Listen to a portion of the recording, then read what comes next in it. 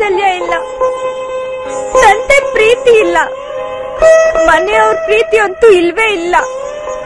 ಇಂಥ ಸಮಯದಲ್ಲಿ ನನಗ್ ಪಂಕಜ್ ಸಿಗ್ದ.